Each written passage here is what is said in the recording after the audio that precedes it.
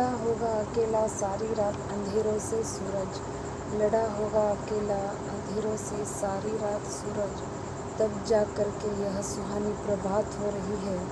माननीय गणेश राव जी, कुछ तो बात है आपके व्यक्तित्व की, जो हर तरफ आप ही की तारीफ, आप ही की बात हो रही है, आप ही की बात हो रही है। आज़ादी के पहले यानी कि 9 सितंबर 1945 को महाराष्ट्र के परभणी जिले में जन्मे गणेशराव नागोराव दुधगावकर। उनकी जन्मतिथि श्री गणेश चतुर्थी को हुई थी, इसलिए उनका नामकरण भी गणेश रखा गया। उन्हें प्यार से हम बापू साहेब भी कहते हैं। गणेश राव जी का जीवन चरित्र तभी समझ आता है जब उन्होंने संसद सदन में प्रश्न पूछकर जनता की आवाज़ को शासनकर्ताओं तक पहुंचाया था। उनके सबसे पहले प्रश्न में वह किसान की आवाज़ आई। ज़मीन जल चुकी है, आसमान बाकी है। ज़मीन जल चुकी है, आसमान बाकी है, सूखे कुएं तुम्हारा इम्तहान बाकी है।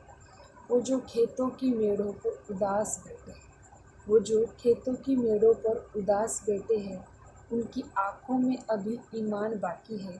बादलों बरस जाना समय पर इस बार, बादलों बरस जाना समय पर इस बार। किसी का मकान गिरवी तो किसी का लगान बाकी है, किसी का लगान बाकी है। मेहनत की मिसाल है जिन पर ऋणों के निशान है, मेहनत की मिसाल है जिन पर ऋणों के निशान है।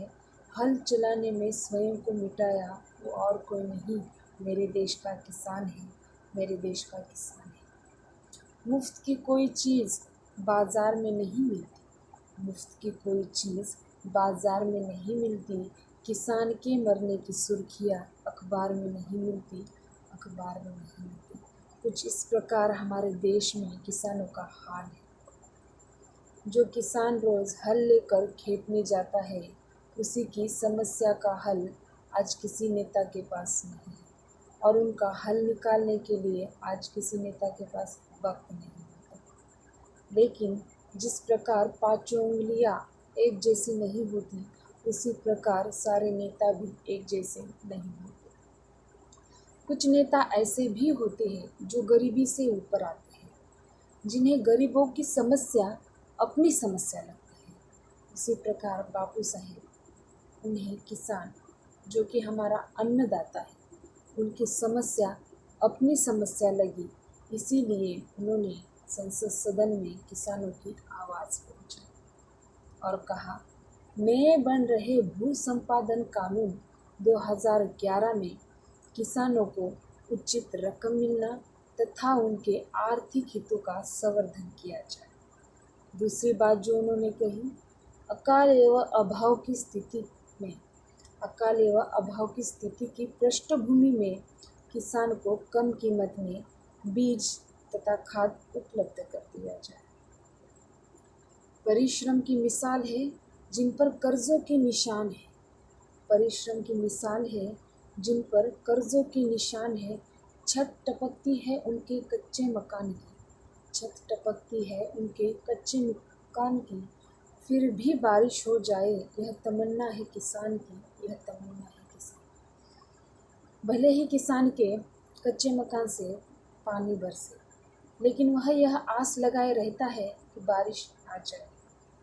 लेकिन इंसान तो इंसान, प्रकृति भी किसान का साथ नहीं देती।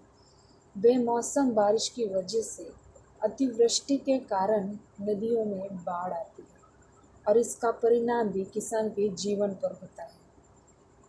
लेकिन बापू साहेब ने उनकी इस समस्या पर भी आवाज़ उठाई और कहा, 2009 में हुई अतिवृष्टि से गोदावरी नदी में आई बाढ़ के कारण किसान तथा अन्य पीड़ितों को आर्थिक मदद दी जाए। इस तरह वह किसानों की हर समस्या में उनके साथ रहे और उनकी हर एक समस्या को प्रत्येक नेता तक पहुँचाए,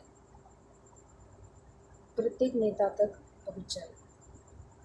किसी के लिए सुहाना मौसम तो किसी के लिए बाढ़ बन जाती है, किसी के लिए सुहाना मौसम तो किसी के लिए बाढ़ बन जाती है, किसी के लिए राहत की सांस तो किसी के लिए मुसीबतों का पहाड़ बन जाती है, तो किसी के लिए मुसीबतों का पहाड़ बन बाढ़ के कारण लोगों के जीवन बर्बाद होते ही है, साथ ही में बहुत सारी बीमारियां फैलती हैं। बाढ़ से त्रस्त लोगों का हाल देखने के लिए तो बहुत सारे नेता आते हैं, लेकिन उनकी इस समस्या पर कोई आवाज़ नहीं उठाता। पर बापू साहेब ने उनकी इस समस्या को जाना और संसद सदन में कहा।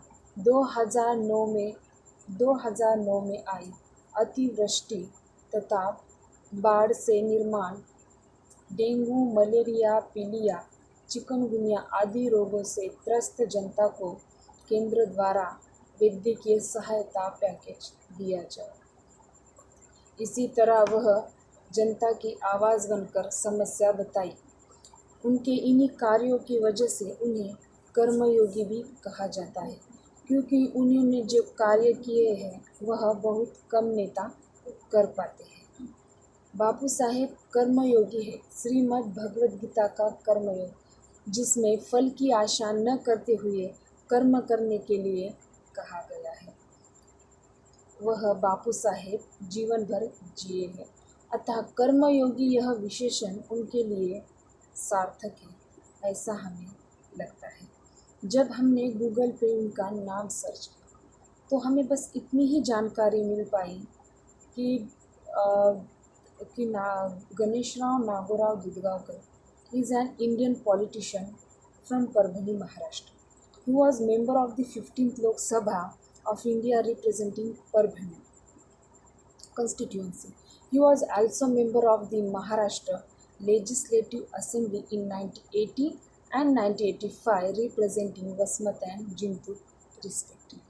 He has been into Indian National Congress, Shiv Sena, Nationalist Congress Party ahead of the 2019 Maharashtra Legislative Assembly election to join Panchayat Aghadi. लेकिन हमने जब वेबसाइट पर से उनकी PDF डाउनलोड की तो पता चला कि गूगल पे जो उनके बारे में जानकारी दी गई है वो तो बहुत कम हिस्सा है उनके जीवन का, बल्कि उन्होंने जो कार्य किए हैं वह अनगिनत है। इसीलिए गूगल पे उनके बारे में ज़्यादा जानकारी नहीं दी गई है, क्योंकि जो लोग बड़े काम निस्वार्थ भावना से करते हैं उनके काम गिनने के लिए लोगों के पास वक्त नहीं होता, लेकिन उनके काम बिगाड़ने के लिए लोगों के पास वक्त होता है। लेकिन मुझे आशा है कि बापू साहेब ने जो भी कार्य किए हैं वह हर घर में ज़रूर मालूम होंगे और हर व्यक्ति उनके साथ खड़ा रहेगा और बहुत से नागरिक उनके साथ भी हैं। लेकिन एक नागरिक उनके साथ तब तक खड़ा नहीं हो पाएगा जब तक एक नागरिक नैतिक रूप से सटीक, चारित्रिक रूप से भ्रष्ट, मानसिक रूप से दिवालिया, आध्यात्मिक रूप से अंधा, राजनीतिक रूप से गंधा, स्वैच्छिक मानमूल्यों की आंकड़ों में जिन्न शिन्न परिपन्न में अखंड भारत को खंड खंड करता रहेगा, तब तक एक नागरिक ना तो उनके साथ खड़ा हो पाएगा और ना ही उनका साथ दे पाएगा। बापू साहेब का जीवन चरित्र पढ़ते पढ़ते एक बात बहुत अच्छे तरीके से समझ आई है कि बड़ी बड़ी बातें नहीं, छोटी छोटी कोशिशें करनी चाहिए। बड़ी बड़ी बातें नहीं, छोटी छोटी कोशिशें करनी चाहिए, क्योंकि ठोकर हमें पहाड़ से नहीं पत्थरों से लगा करते हैं। सन 1983 में महाराष्ट्र के मुख्यमंत्री बदलने में अहम भूमिका निभाने वाली युवा विधायक बापू साहेब ने अपने जीवन काल में जो भी कार्य किए हैं वही कार्य अब हमारी आने वाली युवा पीढ़ी करे, ऐसी उनकी युवाओं से आशा है। लेकिन आज के हमारे युवा क्या करते हैं, संक्षिप्त में बताते हैं। आज के हमारे युवा व्हाट्सएप और फेसबुक की डीपी को बदलने में व्यस्त हो गए हैं। आज के हमारे युवा अपने ही बूढ़े माँ बाप को वृद्धाश्रम की चौखट पर छोड़ाते हैं। आज के हमारे युवा मुसीबत में फंसे लोगों की मदद करने के बजाय सेल्फी लेके अपने लाइक्स बढ़ाने में लगे रहते हैं। आज के हमारे युवा अब 4 बाई 4 इंच की छोटी सी स्क्रीन पर अपनी कोमल उंगलियों की घर्षण मात्र से अपनी भावनाओं की इमोजी भेजते और बापू साहेब इन युवाओं से आस लगाए बैठे हैं कि वह उनके कार्यों को आगे बढ़ाएंगे। युवाओं से बस इतना ही कहना चाहूँगी, बुजुर्गों की आराम करने की बारी है। बुजुर्गों की आराम करने की बारी है। क्षेत्र की उन्नति अब युवाओं की जिम्मेदारी है। अब युवाओं की जिम्मेदारी है। सबको पता है, भले ही आज हमारा है, लेकिन कल का भविष्य तो युवाओं के ही हाथ में है। क्योंकि विकास से उन्नति क्योंकि विकास से उन्नति की गति को बढ़ा सकते हैं। विकास से उन्नति की गति को बढ़ा सकते हैं। देश में बदलाव युवा नेता ही ला सकते हैं। युवा नेता ही ला सकते हैं। इसीलिए बापू साहेब ने कहा कि जिस प्रकार उन्होंने महाराष्ट्र को भारत का सबसे सुखी और समृद्ध राष्ट्र बनाने के लिए अपना संपूर्ण जीवन व्यतीत किया, उसी प्रकार युवाओं ने भी इसके लिए कोशिश करनी चाहिए। अगर युवाओं को आगे बढ़ना है तो उन्हें सबसे पहले शिक्षा का महत्व समझना चाहिए। और बापू साहिब का अगर शिक्षा क्षेत्र का योगदान देखा जाए तो वह शिक्षा महर्षि है। उनका सहकार क्षेत्र का योगदान देखा जाए तो वह सहकार महर्षि है। बापू साहेब एक ज्ञानोपासक है। ज्ञानोपासक, इस शब्द में ही सब कुछ समाया हुआ है। यह शब्द ही अर्थपूर्ण है। ज्ञानोपासक, इस शब्द के सहारे बापू साहेब जैसे लगता है छत्रपति शिवाजी महाराज, महात्मा ज्योतिबा फुले, राजश्री शाहू महाराज, सयाजीराव गायकवाड़ और डॉक्टर बाबा साहेब अम्बेडकर की शैक्षणिक विरासत को आगे बढ़ा रहे हैं। और ज्ञानोपासक बापू साहिब का सही उपयोग समाज को जरूर होगा। बापू साहेब एक कर्मयोगी, सत्याग्रही, विकास पुरुष, ज्ञानोपासक होने के साथ ही साथ एक स्वाभिमानी नेता भी है। महाराष्ट्र की राजनीति में मंत्री पद की शपथ लेने के बाद हजीरा गैस पाइपलाइन मराठवाड़े में कैसे लानी है, इसकी ब्लूप्रिंट उनकी जेब में रखने वाले वह महाराष्ट्र के पहले नेता हैं। उन्होंने विभिन्न समाज के कार्यकर्ताओं को विधायक बनाया। सन 1971 से 74 तक मराठवाड़ा कृषि विश्वविद्यालय परभणी तथा मराठवाड़ा विकास आंदोलन के एक प्रमुख युवा नेतृत्व। 1980 में जीवन के प्रथम चुनाव के लिए लोकसभा उम्मीदवारी घोषित हुआ और वसमत के विधायक भी बने। 1983 अमरावती तथा बुल्ढाना जिले के तत्कालीन पालक मंत्री और संस्थापक अध्यक्ष ज्ञानोपासक शिक्षण मंडल परभणी।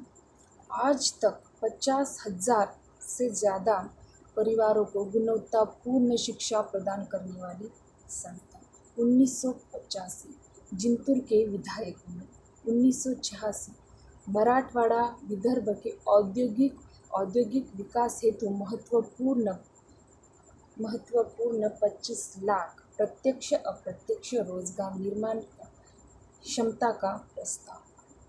1987 महाराष्ट्र राज्य मार्केटिंग फेडरेशन लिमिटेड। 1990 पाथरी विधानसभा चुनाव में यथाशक्ति चुनाव लड़ा।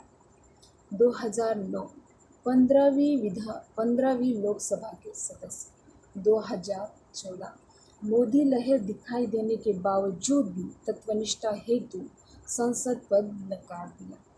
2019 लोकसभा और विधानसभा के चुनाव में अहम भूमिका निभाई। इसी तरह बापू साहेब के कार्य आज भी चल रहे हैं। आशा है कि उनके कार्य आगे भी चलते रहेंगे और वह लोगों के दिलों में अपनी जगह बनाते रहेंगे।